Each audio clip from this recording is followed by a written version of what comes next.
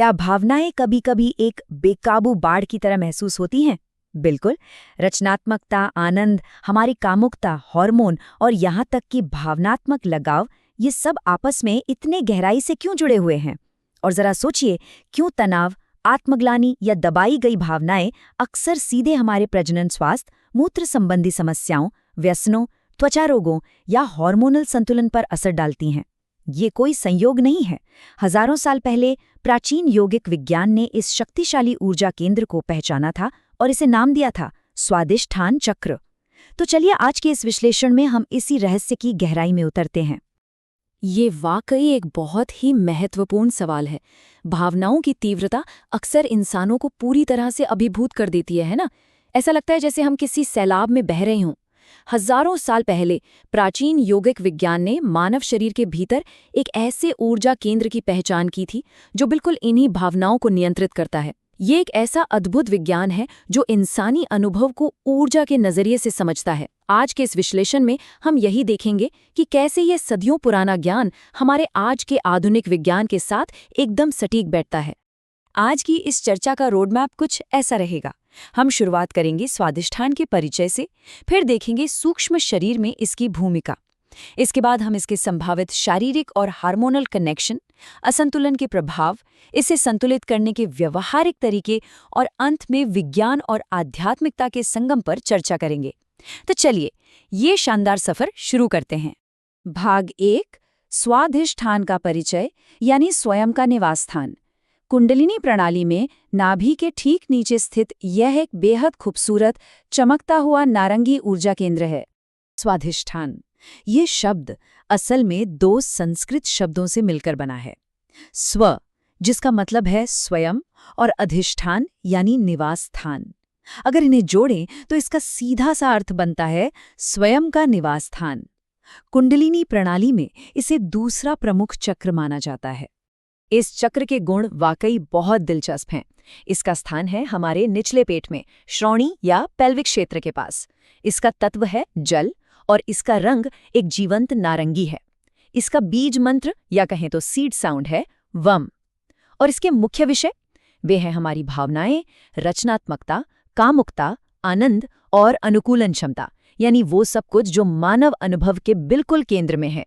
इसे ऐसे समझते हैं, अगर पहला चक्र यानी मूलाधार चक्र पूछता है क्या मैं सुरक्षित हूं, तो ये दूसरा चक्र स्वादिष्ठान चक्र पूछता है क्या मैं महसूस कर सकता हूं, क्या मैं दूसरों से जुड़ सकता हूं, क्या मैं सच में जीवन का आनंद ले सकता हूं। ये चक्र सिर्फ सुरक्षित रहने से कहीं आगे बढ़कर जीवन को पूरी तरह से अनुभव करने के बारे में है। भाग 2, सूक्ष्म शरीर में चक्र, भावनात्मक ऊर्जा का केंद्र। यौगिक दर्शन के अनुसार यह चक्र हमारी भावनाओं के प्रवाह, हमारी इच्छाओं और आनंद को नियंत्रित करता है। यह चक्र जल की गति और हमारे भावनात्मक ज्वार भाटे से गहराई से जुड़ा है। जल यहाँ एक बहुत ही सुंदर और सटीक रूपक बन जाता है। देखिए, संतुलित जल हमेशा सुचारू रूप से बहता है, लेकिन रुका हुआ जल हमेशा विषाक्तता यानी टॉक्सिसिटी पैदा करता है। और अगर यही जल अनियंत्रित बाढ़ बन जाए तो विनाश का कारण बनता है। हमारी भावनाओं के साथ भी बिल्कुल ऐसा ही होता है। दबाई गई भावनाएं हमारे अंदर ठहराव पैदा कर सकती हैं और भावनाओं का हावी होना जीवन में अराजकता ला सकता है। प्राचीन योगियों का मानना था कि अनसुलझे भावनात्मक प्रभाव, जिन्हें संस्कार कहा जाता है, इस चक्र को बहुत मजबूती से प्रभावित करते हैं। और सबसे दिलचस्प बात क्या है, आधुनिक मनोविज्ञान भी बिल्कुल यही मानता है, बस नाम अलग हैं। वे इसे भावनात्मक स्मृति, आघात का भंडारण, लगाव के पैटर्न और लिम्बिक कंडीशनिंग कहते हैं। भाषा भले ही अलग हो, लेकिन मानव अनुभव को देखने का ये नजरिया उल्लेखनीय रूप से एक समान है। अब हम अपने अन्वेषण के तीसरे भाग पर आते हैं। क्या स्वाधिष्ठान चक्र को हमारी भौतिक प्रणालियों से जोड़ा जा सकता है? वैज्ञानिक रूप से देखें तो चक्र कोई स्थापित शारीरिक अंग नहीं है, लेकिन इनकी फंक्शनल कनेक्शंस यानी काम करने के तरीके बेहद आकर्षक हैं। सबसे पहले प्रजनन प्रणाली को ही देख लीजिए। लगभग सभी परंपराएं स्वाधिष्ठान को अंडाशय, वृषण, गर्भाशय, प्रोस्टेट और प्रजनन अंगों से जोड़ती हैं। और ये पूरी तरह से तार्किक भी है, क्योंकि यही चक्र सृजन, उर्वरता और यौन ऊर्जा को नियंत्रित करता है। अब जरा हार्मोनल प्रणाली को देखिए। संभावित एंडोक्राइन सहसंबंधों में एस्ट्रोजन, प्रोजेस्टेरॉन और टेस्टोस्टेरोन जैसे महत्वपूर्ण हार्मोन शामिल हैं। ये हार्मोन सीधे तौर पर हमारे मूड, कामेच्छा, ऊर्जा के स्तर और भावनात्मक विनियमन को प्रभावित करते हैं। ये एक बहुत ही मजबूत साइकोहार्मोनल संबंध बनाता है। मस्तिष्क की बात करें तो हमारी लिम्बिक प्रणाली भावनाओं, आनंद और इनाम के मार्गों को नियंत्रित करती है, जिसमें एमिग्डाला, हिप्पोकैम्पस और हाइपोथैलेमस शामिल हैं। दिलचस्प बात यह है कि स्वादिष्ठान भी इन्हीं भावनाओं और आनंद से गहराई से जुड़ा हुआ है। इसके अलावा मूत्राशय और गुर्दे जैसे मूत्र और श्रोणि कार्य भी इससे जुड़े हैं। जल का प्रतीकात्मक यहाँ भी खूबसूरती से मेल खाता है। कामुकता और डोपामाइन मार्गों में आनंद और लत के सर्किट शामिल होते हैं। जब ये चक्र असंतुलित हो जाता है तो अक्सर अत्यधिक आनंद की तलाश या व्यसन जैसी भावनात्मक निर्भरता विकसित हो सकती है। यह हमें चौथे भाग की ओर ले जाता है, असंतुलन के प्रभाव। आगे बढ़ने से पहले एक महत्वपूर्ण मेडिकल डिस्क्लेमर। ये चक्र अवधारणाएं पूरक दृष्टिकोण है और किसी भी तरह से चिकित्सा निदान का विकल्प नहीं है। तो आइए गहराई से समझें कि भावनात्मक और यौन शिथिलता कैसे जन्म लेती है। जब ये चक्र असंतुलित होता है तो सबसे आम भावनात्मक विषय जो उभरते हैं वे हैं अपराधबोध, शर्म, भावनाओं को दबाना और लगाव के घाव। इसकी वजह से मूड में अस्थिरता, भावनात्मक निर्भरता, अस्वीकृति का डर और रिश्तों में असुरक्षा आ सकती है। यौन शिथिलता की बात करें तो इसमें कम कामेच्छा, यौन अपराधबोध, स्तंभन दोष, दर्दनाक संभोग या अंतरंगता के दौरान भावनात्मक अलगाव शामिल हो सकता है। तनाव और पुराना आघात हमारी यौन क्रिया को बहुत मजबूती से प्रभावित करते हैं। और एक बहुत ही महत्वपूर्ण बात, जब अंदर का भावनात्मक खालीपन ठीक नहीं होता तो लोग अनजाने में अत्यधिक खाने, नशीले पदार्थों या यहाँ तक कि सोशल मीडिया की लत के जरिए उस आनंद की तलाश करने लगते हैं। प्राचीन परंपराएं इसे आनंद ऊर्जा के असंतुलन के रूप में ही वर्णित करती हैं। मेडिकल क्षेत्र में रुचि रखने वालों के लिए ये हिस्सा और भी प्रासंगिक हो जाता है। हार्मोनल असंतुलन सीधे तौर पर पीसीओएस, मासिक धर्म की अनियमितता, पीएमएस, हार्मोनल मुहासे या मूड स्विंग से जुड़ा हो सकता है। तनाव हमारे हाइपोथैलेमिक पिट्यूटरी गोनाडल एक्सिस को प्रभावित करता है, जो सीधे प्रजनन हार्मोन पर असर डालता है। मूत्र और श्रोणि के मुद्दों में आवर्ती लक्षण, क्रॉनिक पेल्विक दर्द या मूत्राशय की समस्याएं शामिल हैं। मनोवैज्ञानिक तनाव अक्सर श्रोणि की मांसपेशियों के तनाव को बढ़ा देता है। और साइकोडर्मेटोलॉजी की बात करें तो भावनात्मक तनाव सीधे हमारे भड़काऊ मध्यस्थों, हार्मोनल मार्गों और प्रतिरक्षा को प्रभावित करता है। इससे मुहासे, सोराइसिस, सेबोराहिक डोमेटाइटिस और बालों का झड़ना जैसी समस्याएं बढ़ सकती हैं। हार्मोनल मुहासे तो विशेष रूप से स्वादिष्ठान के प्रतीकात्म के साथ एकदम सटीक रूप से मेल खाते हैं।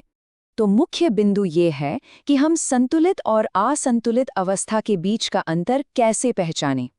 एक संतुलित स्वाधिष्ठान चक्र का मतलब है बेहतरीन भावनात्मक बुद्धिमत्ता, रचनात्मकता, आनंद, स्वस्थ कामुकता, लचीलापन और स्वस्थ रिश्ते।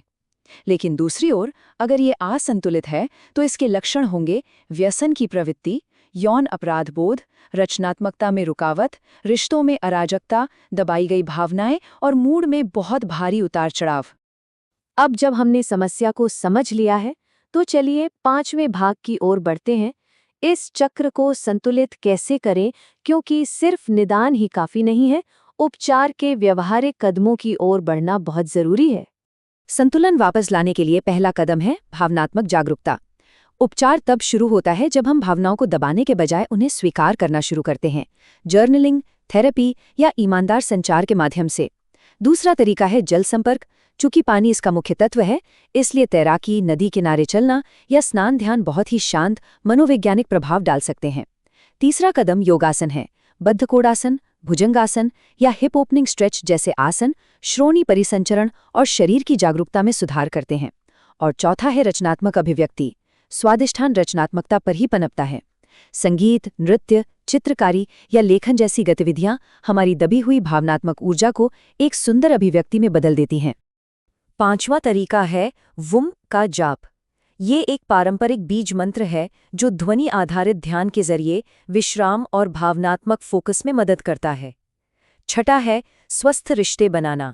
भावनात्मक उपचार के लिए सीमाओं का सम्मान, विश्वास और भावनात्मक परिपक्वता बहुत आवश्यक हैं। विषाक्त रिश्ते इस चक्र को लगातार परेशान करते हैं और 7वां बिंदु है सचेत कामुकता। प्राचीन परंपराओं ने कामुकता को कभी दबाया नहीं, बल्कि उसे सचेत, सम्मानजनक और भावनात्मक रूप से एकीकृत करने पर जोर दिया। ये एक बहुत ही गहरा और महत्वपूर्ण अंतर है। अब हम अपने अन्वेषण के अंतिम भाग में आ गए हैं, विज्ञान और आध्यात्मिकता का संगम। क्या चक्र वैज्ञानिक रूप से सिद्ध है? भौतिक अंगों के रूप में नहीं, लेकिन वे मनोभावनात्मक मानचित्रों, न्यूरो एंडोक्राइन पैटर्न, मन शरीर के एकीकरण मॉडल और चेतना के प्रतीकात्मक ढांचे का बहुत ही शानदार प्रतिनिधित्व कर सकते हैं। आधुनिक चिकित्सा किस चीज का अध्ययन करती है? हार्मोन, न्यूरोट्रांसमीटर और हमारे भावनात्मक विनियमन का। और प्राचीन योगिक प्रणालियों ने क्या अध्ययन किया? ऊर्जा, जागरूकता, भावनात्मक कंपन और चेतना का। देखा जाए तो दोनों एक ही महासागर की खोज कर रहे हैं, बस उनकी नावें अलग अलग हैं। ये तुलना सचमुच हमें सोचने पर मजबूर कर देती है ना? स्वादिष्ठान चक्र हमें एक बहुत ही सरल लेकिन गहरा सत्य सिखाता है। जीवन को बहते रहना चाहिए। जब हमारी भावनाएं जागरूकता के साथ बहती हैं तो रचनात्मकता जागती है, रिश्ते गहरे होते हैं, शरीर शांत होता है और उपचार शुरू होता है। लेकिन जब यही भावनाएं जम जाती हैं या अराजक हो जाती हैं तो शरीर और मन दोनों को भारी कष्ट होता है। बिल्कुल पानी की तरह संतुलन ही सब कुछ है। और इसी के साथ हम आज के इस विश्लेषण के अंत में आते हैं। अगर चक्रों, भावनाओं और चिकित्सा विज्ञान को जोड़ने वाली ये चर्चा रोचक लगी तो हमारे साथ जरूर बने रहें। आगे हम मणिपुर चक्र और पाचन, साथ ही अनाहत चक्र और भावनात्मक उपचार पर भी इसी तरह गहराई से बात करेंगे। तब तक सीखते रहिए और आगे बढ़ते रहिए।